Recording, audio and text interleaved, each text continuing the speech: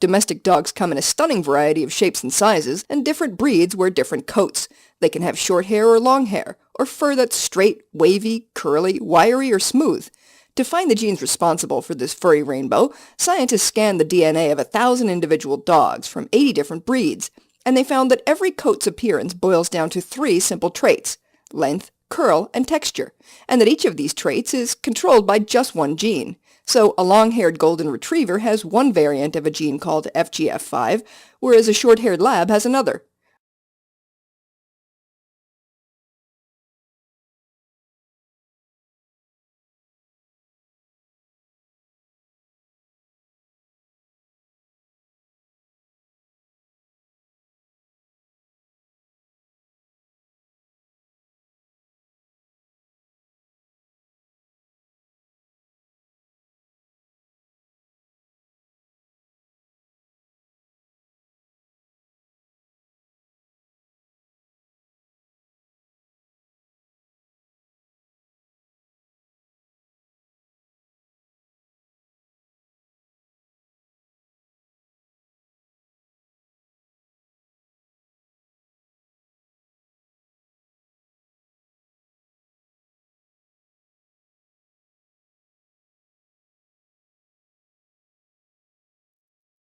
There are many occupational hazards in space travel, but Russian researchers have discovered a new one: meaner bacteria.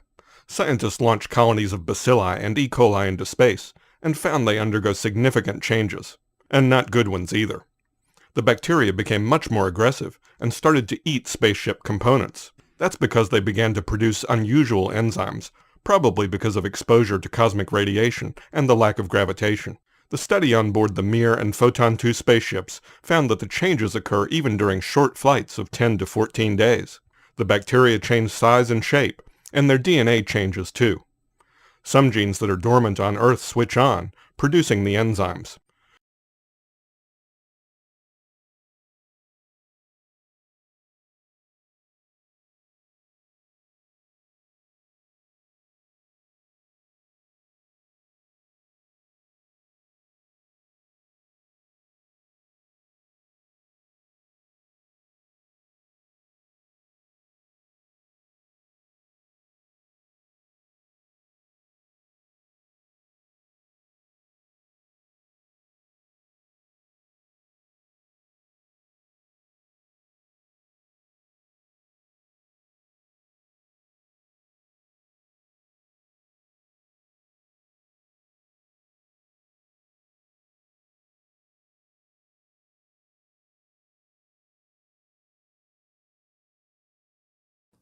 Animals have come up with some pretty clever tricks for keeping themselves off a predator's dinner plate.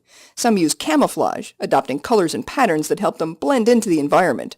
Others masquerade as something inedible, like bird droppings or twigs. But scientists got to wondering whether the two approaches are really so different. Maybe critters dressed as twigs also blend in, so that predators just don't see them. To find out, scientists presented some twiggy-looking caterpillars to 2 sets of hand-reared chicks. They found that baby birds that had never seen sticks before gobbled those bad boys right up. But chicks who were shown real twigs first took much longer to peck at the mimics, and did so more gingerly than their naive friends.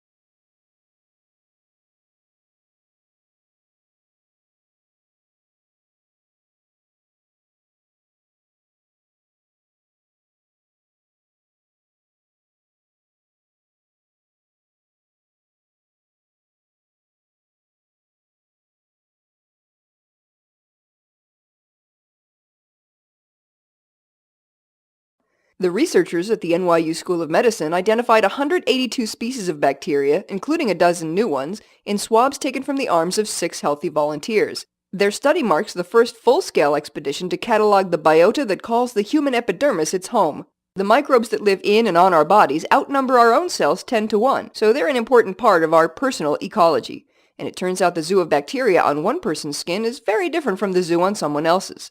Almost 3/4 of the species identified were unique to an individual, and only 4 species were found on all 6 subjects. For the record, the researchers took their samples from the subjects' forearms because that way no one had to undress.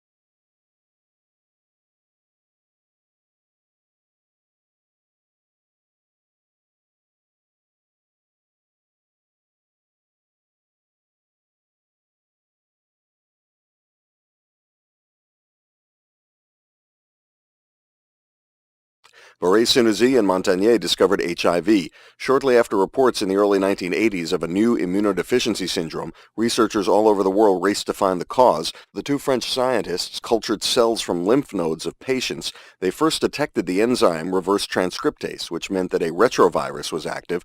Further searching turned up retroviral particles, which could kill white blood cells and which also reacted with antibodies from infected patients.